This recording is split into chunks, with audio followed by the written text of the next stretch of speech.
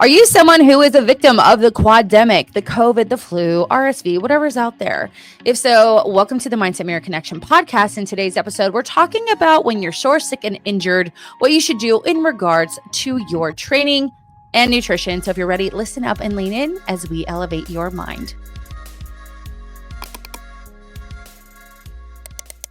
We're going to go right into the topic today because Amanda and I have recorded this twice. The first time it was like distorted. Yes. The second time I forgot to hit record. So listen to the next episode for banter. For those of you new to this podcast, usually we start off, talk about our lives, babies, dogs. But today you get to go right into it because I think we're kind of tired of this topic. Okay, basically, the TLDR version is if you're sore, gauge the soreness. If you're sick, gauge the sickness. If you're injured, get it addressed. Yes. Okay. And we're done. All right. Okay. What you say in the mind. No. Okay. So why is it important that we talk about this?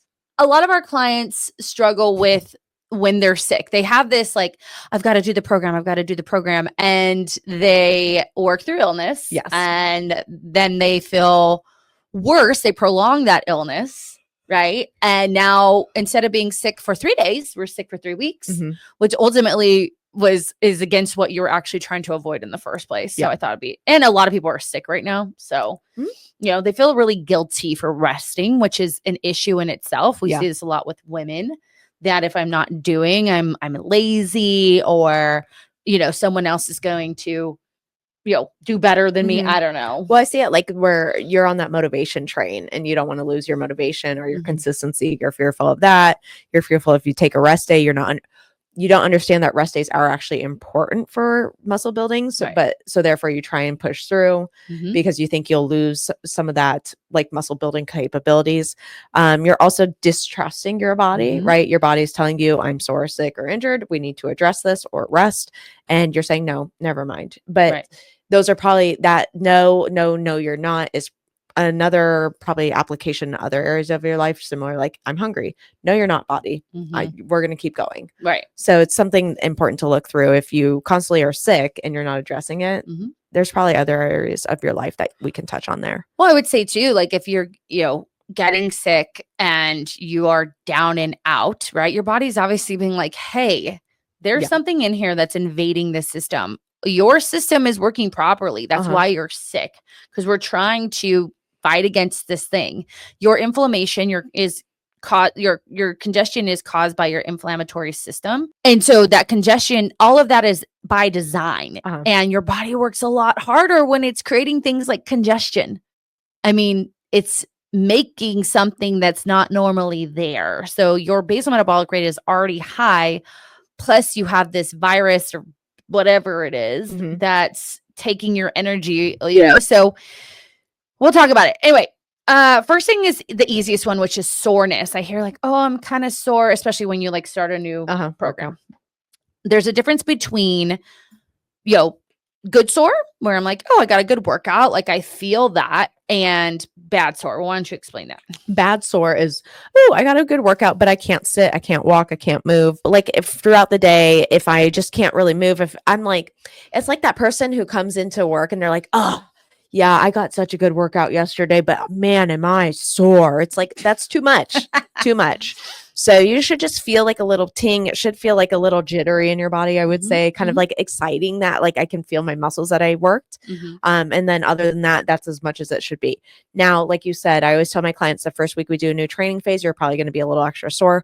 If you're returning to exercise after being off for maybe a couple years, months, or something like that, you're probably going to be more sore, but that soreness should gradually go away. So for example, if you're not sore after you work out, it doesn't mean that your workout wasn't effective. It could also mean, but it may mean that your workout was just the right dose. Right. Agreed. If you're unable to like move in a range of motion, like squatting on the toilet, like if you can't hold yourself up, You called it a trust fall the first time I recorded. If you can't hold yourself up, that's too much, right?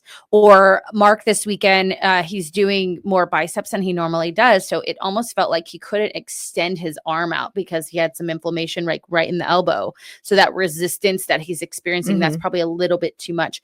Now, I felt it a little bit because I'm doing his same training program, but it went away within the day. And here's the beautiful thing is, you should be setting yourself up for success and rest and recovery when you are working out. So I see clients do this a lot where they do back to back to back because they're trying to catch up. And I'm like, you're really doing yourself a disservice here because you just worked that muscle group yesterday. So having some time in between. Now, if you have, say your main lift is a squat, then a deadlift, then an overhead press, that should be fine. But at least, paying attention to how maybe because you did the squat the first day, if you have some sort of like secondary, like accessory work around your quads, like just gauging how you feel. But for me, I do lower upper rest, lower upper full body. And that full body is always optional based on how I feel, because I change my reps and my rests weekly. So and so soreness, like you're saying, can also be influenced by your frequency of working out. So like if you're going back to back to back, that's going to be an increase for soreness. If your sleep is poor, increase for soreness. If your nutrition is depleted, so maybe I'm in a deficit, whether that's intentional or not, I'm going to be depleted. I could increase my risk for soreness as well. And so those are things to consider. Like it can be the workout frequency, but it also can be how I'm treating my body in the other 23 hours of the day. Right. Well, and I think that's a good segment into like, what can we do to help with recovery and soreness? The first thing you need is quality programming, because we see this a lot where, not in our program, but where you guys will buy a program for someone online and follow like a YouTube video. Yes. And you do not have the experience or the practice to do that. So you're putting yourself in this advanced workout, trying to keep up. You can't, because you're trying to keep up and you're kind of, in this like mindset fight in your head. You're going to keep doing the movement, but you're going to do it so sloppy that your form is going to be off and you will eventually get injured. Whereas having custom programming based on where you're at, what equipment you have, when's the last time you worked out, like that is how we avoid getting super duper sore. But, a lot of people will, just buy that program and just try to follow. Like one of the girls, Claire Thomas, she is a decathlete and she's got her own story. We should try to get her on. And her workouts are really advanced. And I've done them, but even me doing them, like her conditioning workouts are like a straight up like CrossFit type of style workout that if you just jumped right in, because she has like these core challenges. The core challenges are incredibly advanced. It's like already from it's like ladder walks, like hanging she's ladders. Doing reverse crunches off the bench and like bicycling her legs. So good programming that is based off of where you're starting, or maybe you've been someone who worked out before, but you haven't in a while. So keep that in mind.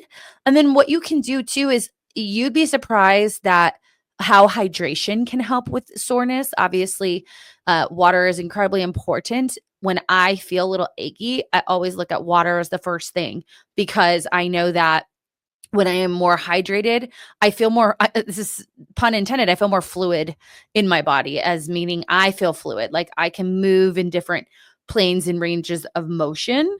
And of course, sleep, because that's where our body actually, the recovery process occurs, making sure that you're getting enough sleep. And what would you say about nutrition? She's triggered. Well, because I'm like, she was a gymnast or something like that. She was a decathlete. Decathlete? Yeah. Because I'm like, that's at Oregon. Nutrition. She looks great. Sorry. Okay, go ahead. Nutrition when we're sore. We need to make sure we're eating enough. Because if we're not, again, like thinking of that energy bucket that we talk about so often, Mm-hmm. if I already don't have enough calories that I'm eating, whether you're tracking calories or not, just if I'm already not taking enough food, my energy bucket is lowered. Then I'm working out, energy bucket lowered. Then I'm sore, energy bucket lowered. Mm-hmm. Your body needs energy to repair itself. That's why we harp on protein, fats, fiber, and then carbs. Mm-hmm. Carbs are not the enemy either, because carbs are going to provide that energy to work out. Right. And to recover. Yes. Excuse me.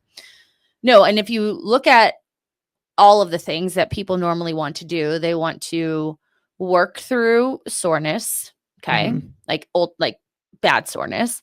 They want to not eat enough. They're not getting sleep, right? They're not hydrating, and then they end up basically they are postpartum mom. Right. That's what that sounds like. Then they end up, injured, or the next one, which is sick. Yeah. So we like to break this down into 3 categories. You have above the head, which is your congestion, maybe headache, snifflies. Yep. Above the neck, below the neck, fever, body ache, deep cough, nausea, and diarrhea. And then we have all of the above. Mm-hmm.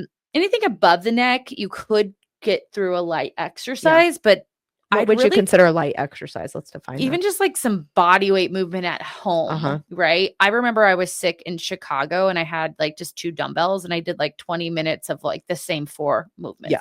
And I just kind of worked through them, gauging how I felt, and it was fine. Yeah. I know well, you guys don't know this, but the sweat part of it isn't sweating it out. I don't ever, I hardly sweat my workouts. Correct. Same. And so, but when you are a little bit more clammy, you do feel a little bit of sweat and it does feel good. Yeah. But yeah, body weight, which we talked about a couple episodes ago, like what that might look like in the Q&A. And then mobility, like a yoga session, walking, getting out in the sun, maybe gardening.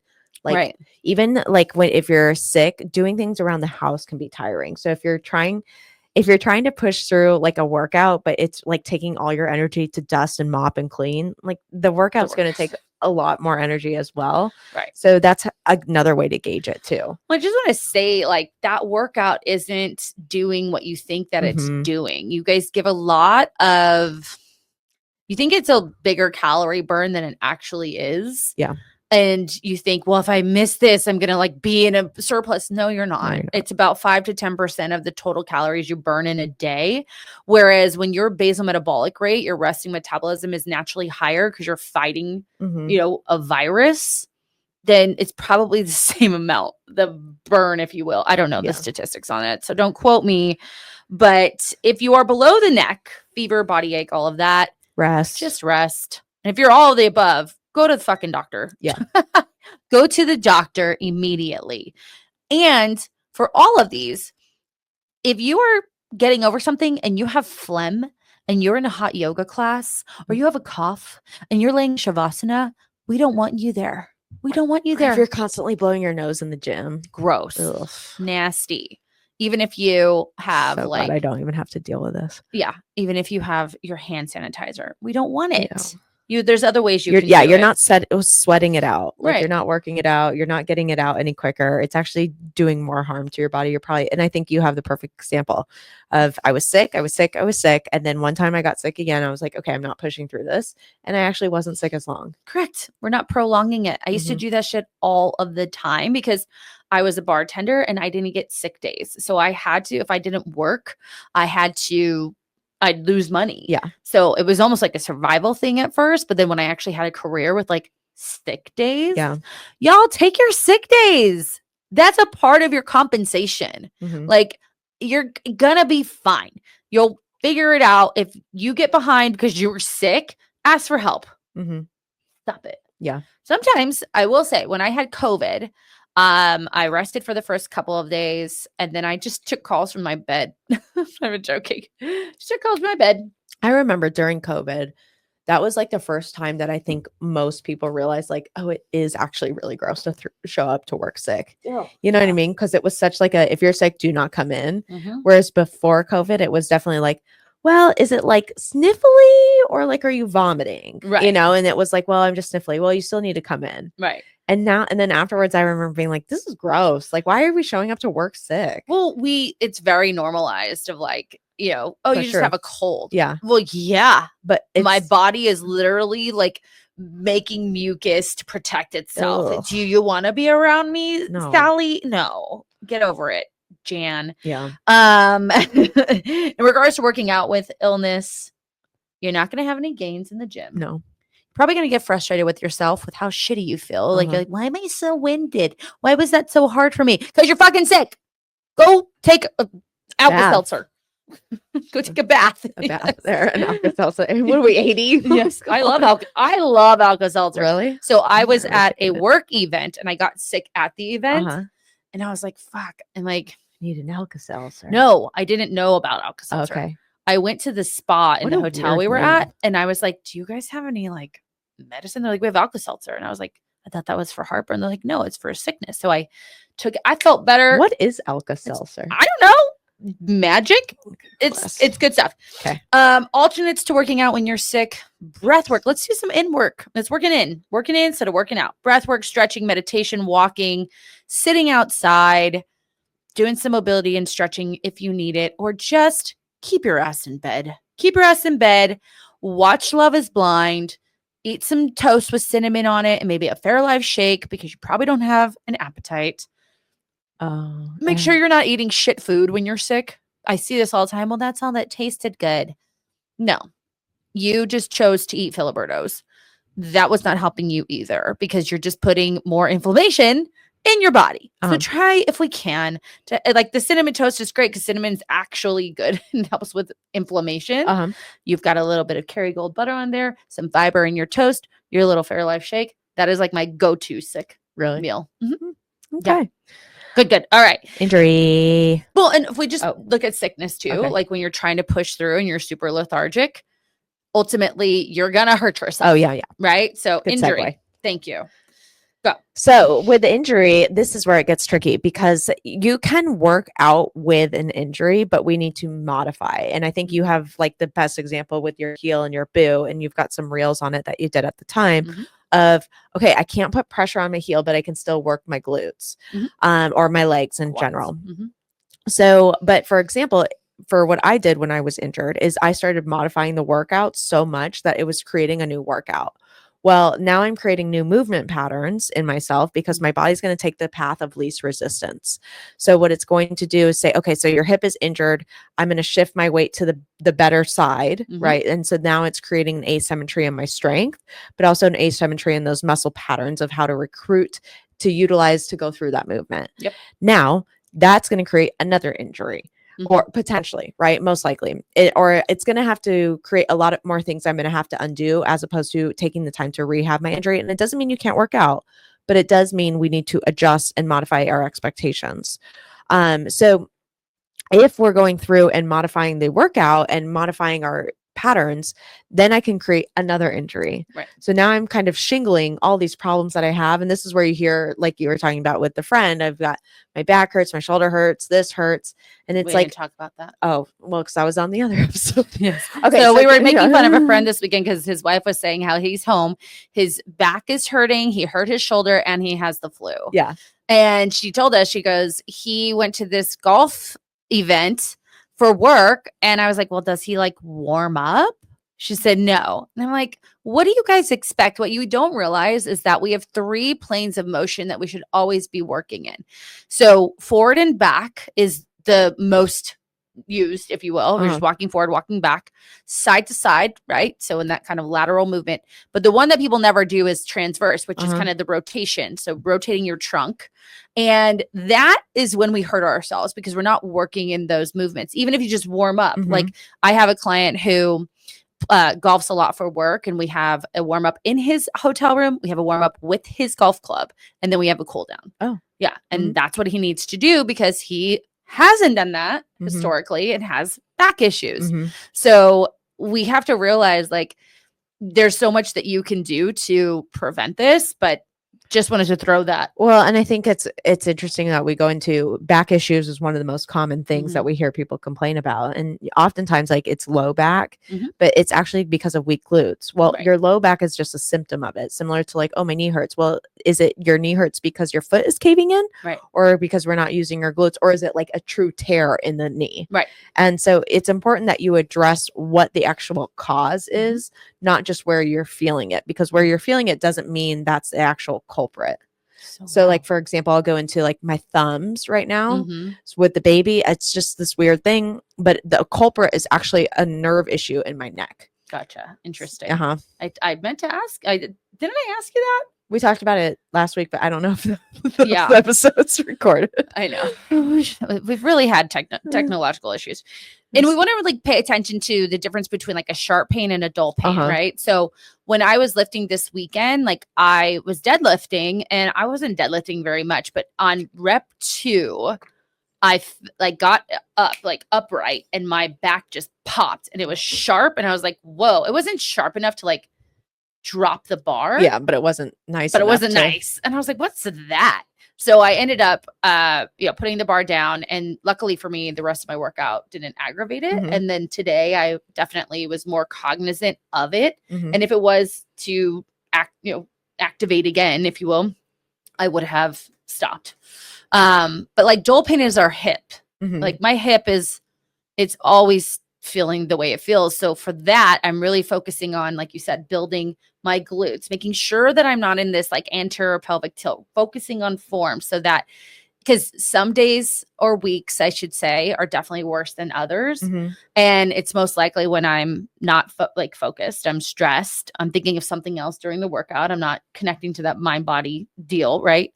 And that's probably when I get injured, because I'm just kind of loosey-goosey in there and not having that mind-body connection. So sharp versus dull. For your dull pains, we definitely want to figure out why it's there.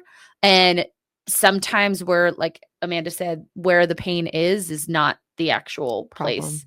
And one thing I want you all to realize, especially if you have daughters in sport, is when we go through puberty, our hips naturally widen, right? Because we're preparing to birth, right? So if you think of men, their hips and their legs are pretty much in alignment with each other. Okay.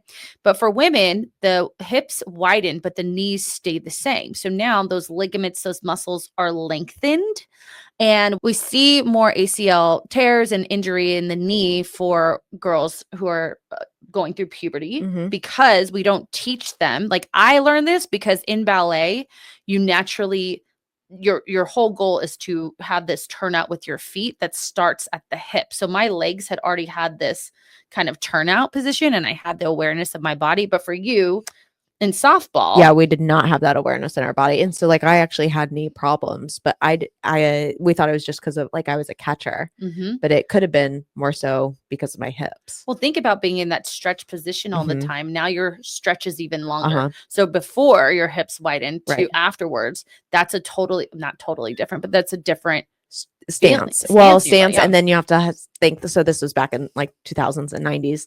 They weren't talking about like strength training at the time. They weren't talking about like strengthening your quads and your glutes to help offload that like knee pressure. No, that's crazy.